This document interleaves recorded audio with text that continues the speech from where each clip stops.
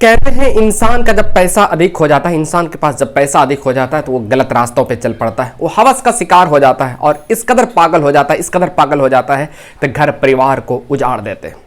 आज की जो सच्ची घटना मैं आपको सुनाने जा रहा हूं, ये सच्ची घटना बिहार प्रदेश का एक जिला लगता है बेतिया। बेतिया में एक परिवार में दो भाई और बच्चे रहते थे। तो एक छोटा भाई जो था वो बाहर में रह करके प्राइवेट कंपनी में काम करते थे और घर में एक बेटा और बेटी और पत्नी को छोड़ करके रखा था। और बड़े भाई जो है वो मुखिया थे और बड़े भाई घर में रहते थे, वो भी अपने घर परिवार में बच्चे परिवार के साथ वो रहते थे।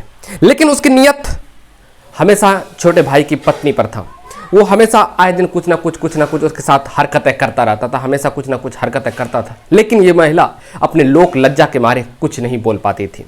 एक दिन 4 अगस्त 2024 का शाम को कुछ अनहोनी टाइप से हो गई थी, लेकिन फिर टल गई वो बात।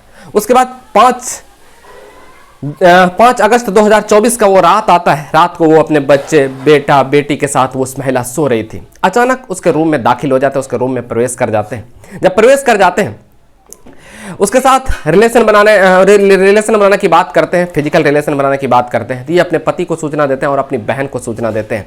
उसके बाद ये उसका ज़बरदस्त विरोध करती है, बहुत विरोध करती है, लेकिन ये उसके साथ जबरन उनके साथ उसके इज्जत पर, उसके आबरू पर हाथ डाल देते हैं। उसके बाद फिर जो है ना ये बहुत विरोध करती है।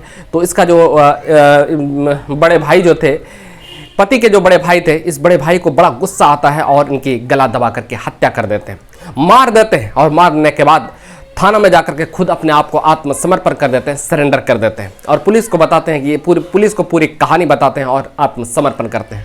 उसके बाद सुबह मौके पर पुलिस पहुंचती है। जब मौके पर पुलिस पहुंचती है तो शव को कब्जे में लेते हैं और पोस्टमार्टम के लिए भेज देते हैं। और इधर मृतका की बहन ने थाने में FIR दर्ज कराते हैं। FIR दर्ज कराने के बाद सारी बात उसमें लिखते हैं।